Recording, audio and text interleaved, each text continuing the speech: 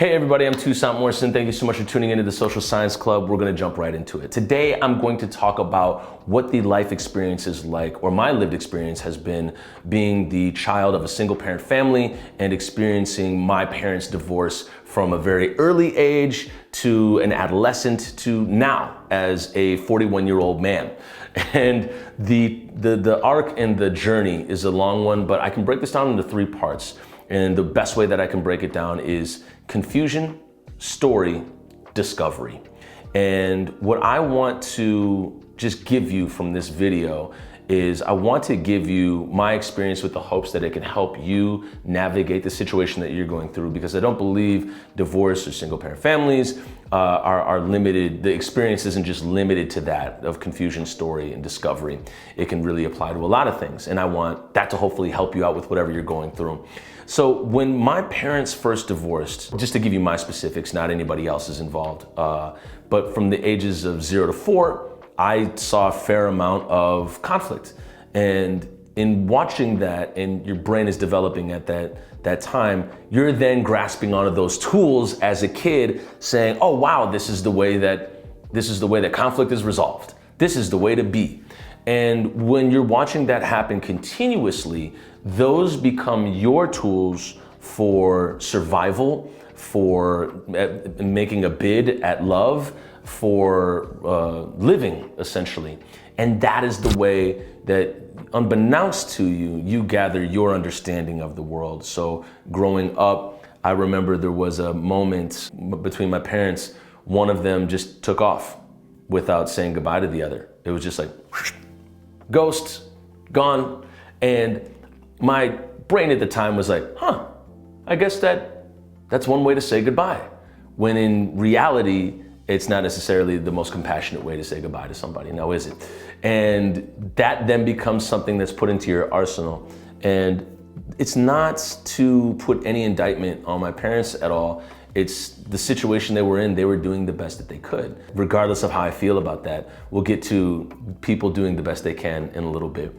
But the confusion that ensues throughout that time is truly second to none, because my upbringing, being born in New Orleans and then moving to Minneapolis, an extremely different, ethnic, climate-wise extremely different, and culturally extremely different. If you've ever been to New Orleans, it is extremely diverse. It is very humid and hot, very rainy sometimes, and then culturally, it's the home of Mardi Gras, which is, by way of Carnival. And there's just a lot of beautiful things about New Orleans that if you're in New Orleans, it's just a New Orleans thing.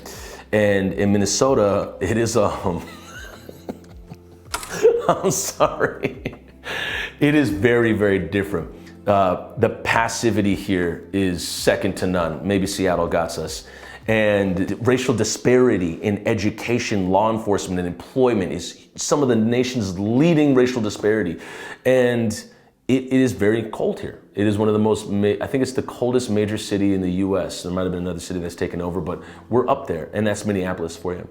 So the two couldn't be more different. And a lot of confusion ensued where culturally in New Orleans, there were certain things that happened for your birthday. Birthdays are huge in New Orleans. People will take $1, pin it to your shirt over your heart, and you walk throughout the day with that dollar on you, and everybody, perfect strangers, will walk up to you and pin $1 on you.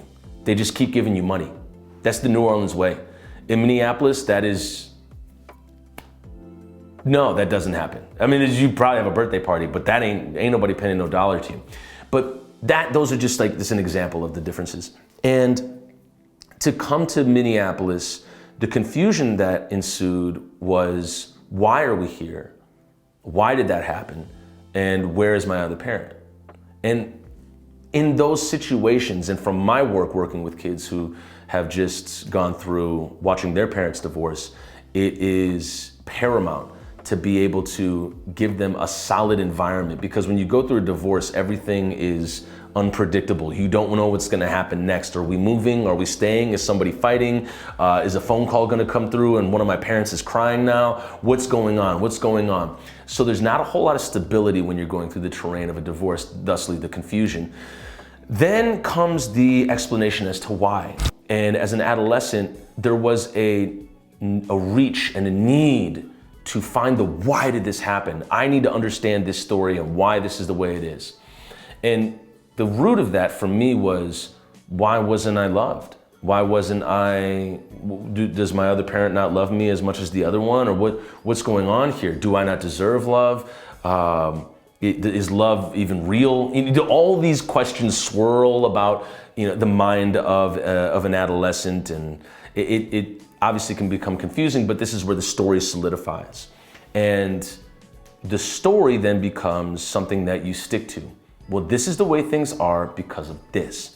And you create a story that may come from one of your parents or both, or just for whatever you discern or have kind of in your traumatic brain memory bank. And you then pick and choose those pieces and create the story. This is where the challenge comes in for you in anything that you're doing, the story that you've created for why you're here and what happened and why the circumstances are the way that they are. My challenge to you is to make a rediscovery of, is that story true? Is everything in that story real? Is who you are, who you believe you are, actually who you are? Is there the capability to change? Is there the possibility to grow? Is there the outlying realm that you may be wrong? That maybe somebody told you something that they experienced and it's not the same as you experienced it. I always go back to to Akira Kurosawa. I believe it was The Seven Samurai. And essentially everybody told the story of what happened extremely differently. Everybody had their own means of telling the story. And it's incumbent upon you to find out what your story is. And as an adolescent, I remember I wrote one of my parents a letter saying I never wanted to speak to them again. I love this story because it's such a quick turnaround. Because I was 18, I was like, I don't want to talk to you again. And I had a story in my head, and I had a very solid platform that I wanted to stick to because it proved me right. And to get to the next level of discovery, you have to ask yourself, do you want to be right or do you want to be happy? Do you want to be right or do you want to be happy? And maybe you can have both, but the whole idea is being right is very, very relative. It's something emotionally that we can say, I was right about that. Today was going to be crappy. But you can also change the meaning of the day and the meaning of the right. But getting back to the discovery, the idea was I wanted to be right in the story that I was telling myself, and I wrote off one of my parents. Less than a year later, I went to go visit that parent, and I just tried to act like I never wrote them that letter. We sat down and talked, and my parents said, I said, hey, sorry about that letter. And my parent was like, yeah, you'll see someday. And I never knew what that meant until you get into a few relationships and you see how tough it is. And that then becomes a lesson that you can only learn through lived experience. And that parent that explained it to me at the time, it just wasn't gonna be explained to me in any pamphlet, any reading, any story. It was just, you're gonna have to live through it and find it out for yourself, buddy. And so that ended up happening. And now, being between two parents in New Orleans and Minneapolis, what I ended up doing was figuring out a way to rediscover the story and change it. And can that story be different? Can I actually say that both my parents did the best that they could? And in doing the best that they could, I can then forgive the whole situation for what it was. As terrifying, as confusing, as painful, as sad, as joyful as it was, all the gradients of that experience, can I forgive it all and really at the bottom of it, create a new story where I'm at forgiveness with my parents and I can go visit them both without any hangups. And there's healthy boundaries and we can talk and there's all these things. So recently I just got back from New Orleans and visited one of my parents, and what's happened that I discovered is that the more that I visit both my parents, the more that it's normalized what this is. And they both still love me, obviously, I love them. But in visiting both of them, it has neutralized the story that I used to tell myself, which was one is bad, one is good. Both are bad, none are good. It's situation, zero-sum game. Well, if they won, that means I lost. And if I win, I guess that means they lose. So in eliminating all of that emotional scorecard keeping and just getting down to, there's not a whole lot of time that you have in this life, and really getting around to spending it with the people that you love is extremely important to me. And when you find out if that is important to you, then get after it. And that's what I've done and what I've found out in this discovery phase. And what I'm able to do in this discovery phase is go back to the story, rewrite it, edit it, and also go back to the inner child in me and dispel some of that confusion. Sometimes in meditation, I go back to, who I was as a 6-year-old kid or who I was as an 8-year-old kid, and how would I handle or talk to that person differently? How would I manage or go through experiencing two people, having a very loud conflict? How would I, debunk some of the rules and stories that I gave myself growing up?